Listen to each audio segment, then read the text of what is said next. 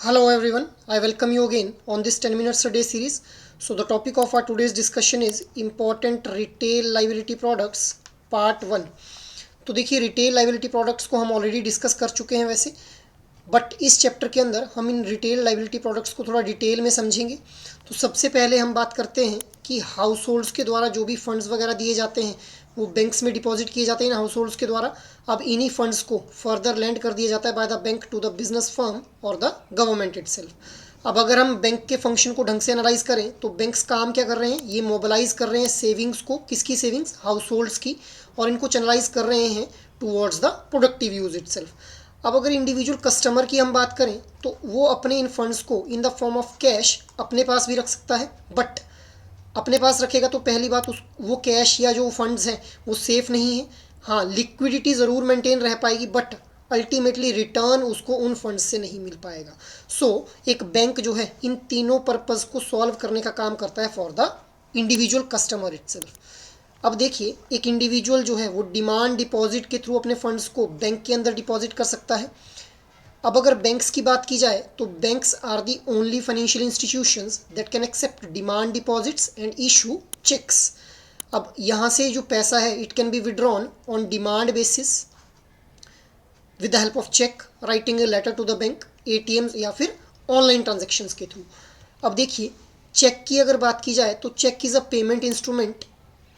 Check as a payment instrument is a legal document with duties and responsibilities of all parties involved defined by the law. मतलब एक check को जो है वो एक legal document की तरह यूज़ किया जा सकता है for the making the transaction itself.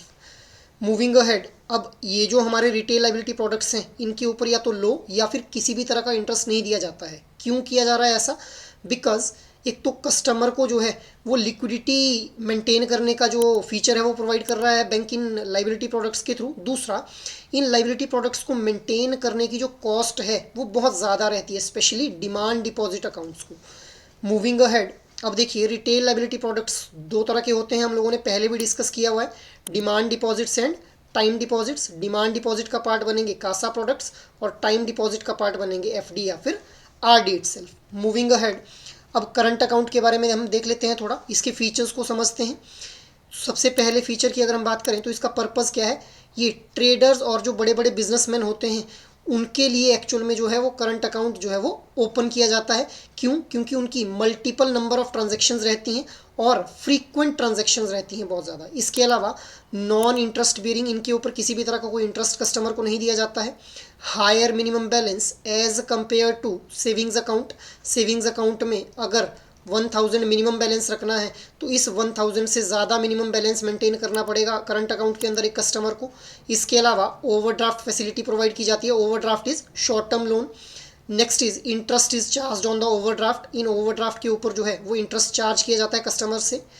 KYC norms जो है वो अप्लाई होते हैं। KYC means know your customer. इसके अलावा no restriction on number and amount of deposits, मतलब कोई भी रिस्ट्रिक्शन नहीं है, जितना मर्जी कैश, जितना मर्जी फंड्स को डिपॉजिट किया जा सकता है और साथ ही साथ जितनी मर्जी बार उनको डिपॉजिट किया जा सकता है। तो ये हम लोगों ने फीचर्स के बारे में बात की। अब हम देख लेते हैं एडवांटेजेस क्या रहती हैं करंट अकाउंट की। तो देखिए, करंट अकाउंट की एडवांटेजेस को हम दो पर्सपेक्टिव से समझेंगे, कस्टमर्स के लिए और बैंक या फिर इकोनॉमी के लिए। तो कस्टमर्स के लिए सबसे पहले बात कर लेते हैं। कस्टमर्स को जो है ये एक स्मूथ और प्रॉम्प्ट बिजनेस ट्रांजेक्शन्स जो है वो प्रोवाइड करते हैं current account. Next is no limit on the withdrawal. Withdrawal के ऊपर किसी भी तरह का कोई लिमिट नहीं है, subject to the cash transaction tax जो कि आईटी डिपार्टमेंट के द्वारा जो है वो तय किया जाता है। इसके बाद deposit in the current account from any branch with nominal charge. एक इंडिविजुअल कस्टमर किसी भी ब्रांच से जो है वो डिपॉजिट कर सकता है अपने करंट अकाउंट में bye paying the nominal charges. इसके अलावा इलेक्ट्रॉनिक फंड ट्रांसफ़र की फैसिलिटी प्रोवाइड की जाती है कस्टमर को। पीरियोडिकल स्टेटमेंट्स प्रोवाइड की जाती है जिनके थ्रू वो अपने बिजनेस की प्रॉफिटेबिलिटी को जो है वो असेस कर सकता है। इसके अलावा third party cheques with endorsement are also accepted.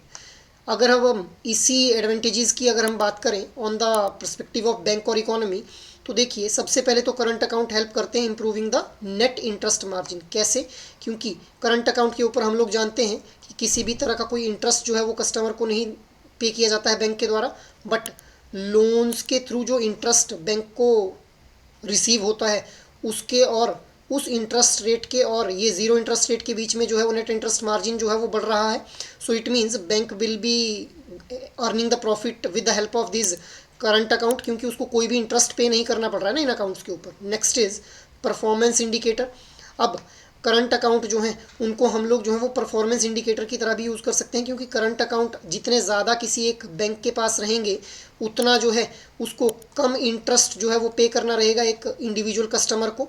और next is 35% CASA deposits bank perform better. ये एक सर्वे किया गया था जिसके अंदर बताया गया कि जिस भी बैंक के पास 35% कासा डिपॉजिट्स रहते हैं वो कंपेरेटिवली बेटर परफॉर्म करता है in comparison to other banks. Next is industrial progress. अब देखिए इन करंट अकाउंट के थ्रू मैक्सिमम जो बिजनेस पर्सनस होते हैं उनको जो है वो फंड्स प्रोवाइड करवाए जाते हैं. इन बिजनेस पर्सनस के द्वारा इन फंड्स को इंडस्ट्रीज़ वगैरह के अंदर जो है वो इन्वॉल्व किया जाता है. जहाँ से हम लोग देखते हैं कि करंट अकाउंट अल्टीमेटली जो है वो इंडस्ट्रियल रेवोल्यूशन या फिर इंडस्ट्रियल ग्रोथ या प्रोग्रेस के अंदर जो है वो कंट्रीब्यूट करते हैं. अब हम देख लेते हैं कि कौन कौन से डॉक्यूमेंट्स रिक्वायर्ड रहते हैं जब भी ये करंट अकाउंट को ओपन अप किया जाता है. तो सबसे पहले देखिए इंडिविजुअल के केस में बात करते हैं. सिंगल अकाउंट हो या फिर चाहे जॉइंट अकाउंट हो, उस केस में certified copy of OVD will be required. OVD is officially valid documents जो कि आइडेंटिटी और एड्रेस दोनों प्रूफ की तरह जो है वो यूज़ किया जा सकता है. Moving ahead, next is sole proprietary firm. अब सोल प्रोप्राइटरी फर्म के अंदर certified copy of OVD will be required जो कि आइडेंटिटी और एड्रेस प्रूफ के तौर पे यूज़ किए जाएंगे. इसके अलावा certified copy of any of the following. अब देखिए यहाँ पे मल्टीपल डॉक्यूमेंट्स जो हैं वो दिए गए हैं, जैसे रजिस्ट्रेशन सर्टिफिकेट, सर्टिफिकेट और licence issued by municipal authorities, sales and income tax returns, CST और वैट सर्टिफिकेट, सर्टिफिकेट और registration document issued by sales, service tax और प्रोफेशनल टैक्स अथॉरिटीज़. तो इन सभी डॉक्यूमेंट्स में से कोई भी डॉक्यूमेंट जो है वो चल पड़ेगा in case of sole proprietary firm. तो इस तरह से अलग अलग एंटिटीज़ के केस में जो है वो अलग अलग डॉक्यूमेंट्स की रिक्वायरमेंट रहती है. ये बेसिकली इस तरह के क्वेश्चंस जो है वो एग्जाम में जब भी आप लोगों से पूछे जाएंगे तो एक सिंपल लॉजिक के बेस पे भी इन क्वेश्चंस को जो है वो आंसर किया जा सकता है. So that is all for today's discussion. Now try to answer out this question. Which of the following statements regarding current accounts are correct? Your statements are current accounts are not interest bearing. Since the bank is not paying any interest on the current accounts, they do not charge interest on the overdrafts. Your options are 1 only, 2 only, 1 and 2 only, both 1 and 2, neither 1 nor 2. So try to answer out this question in your comment box.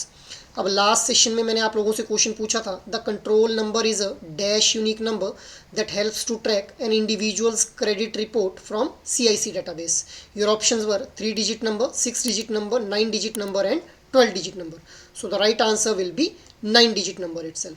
So this is all for today's discussion. अगर आप लोगों को ये session अच्छा लगा हो तो इस सेशन को लाइक, शेयर और सब्सक्राइब कर लीजिए. और अगर आपकी कोई भी क्वेरी है तो आप हम लोगों को मेल कर सकते हैं hello@edutab.co.in.